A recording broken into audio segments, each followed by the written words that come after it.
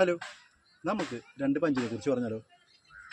ഒന്ന്, നിങ്ങൾ ഈ കണ്ടിട്ടുണ്ടാവും 1 2 എന്നൊക്കെ പറയുന്നത്. ശരിക്കും 1 2 കുറച്ച് കാര്യങ്ങളുണ്ട്. നമ്മൾ 1 എന്ന് പറയുന്നതിനാണ് നമ്മൾ ജാബ് എന്ന് പറയുന്നത്. 2 എന്ന് പറയുന്നതാണ് ക്രോസ്. Jab, cross.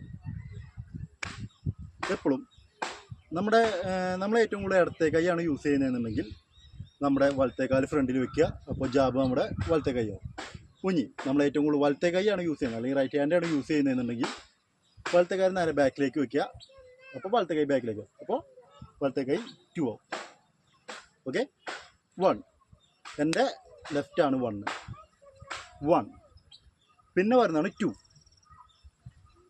നമ്മൾ ഏറ്റവും കൂടുതൽ 1 ആണ് യൂസ് ചെയ്യുക ബോക്സിങ്ങിലൊക്കെ ആകുമ്പോൾ. കാരണം എന്താണെന്ന് വെച്ചാൽ ജസ്റ്റ് ഒരാളെ എന്ന് വെച്ചാൽ ഇവിടെ 2 വന്നാക്കാട്ടും സ്പീഡിൽ തന്നെ 1 ഇല്ലു. കണ്ടോ, ഫ്രണ്ടിൽ നിന്ന് എടുക്കുക, നേരെ പോയിട്ട് ഈ 2 നെക്കിൾ വിളിക്കുക, പഞ്ച് ചെയ്യുക. 2 എന്ന് പറയുന്നത് നമ്മളൊരാളെ അത്യാവശ്യം ഒരാൾക്ക് ഇഞ്ചുറീസ് അല്ലെങ്കിൽ ഡാമേജ് ഏറ്റവും കൂടുതൽ ഉണ്ടാക്കാൻ വേണ്ടിയിട്ടാണ് നമ്മൾ 2 യൂസ് ചെയ്യുക. മനസ്സിലായല്ലോ. 1 ജാബ്, 2 ക്രോസ്.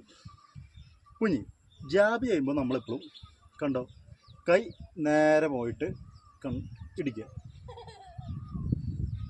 നിങ്ങളൊരിക്കലും ഇങ്ങനെ ഇടിക്കരുത്, സ്ട്രെയിറ്റ് ആയി പോയി തിരിച്ചടിക്കുക. അപ്പോൾ നമ്മുടെ ഈ 2 എല്ല് മാത്രമാണ് കൊള്ളാൻ പാടുള്ളൂ.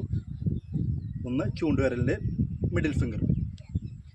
2ലും അതേപോലെ തന്നെ. പക്ഷെ 2 ഇടിക്കുന്ന സമയത്ത് നമ്മുടെ കാലുണ്ടോ, ലെഗ് കുറച്ച് ഇങ്ങനെ പോയിട്ട് ഇടിക്കുന്ന സമയത്ത് നമ്മുടെ ഷോൾഡർ കുറച്ച് ഫ്രണ്ടിലേക്ക് ആവണം, ലെഗ് ട്വിസ്റ്റ് ചെയ്യണം.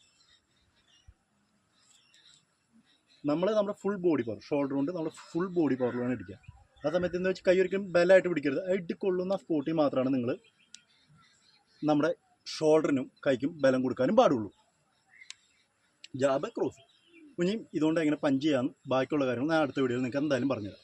ഓക്കെ.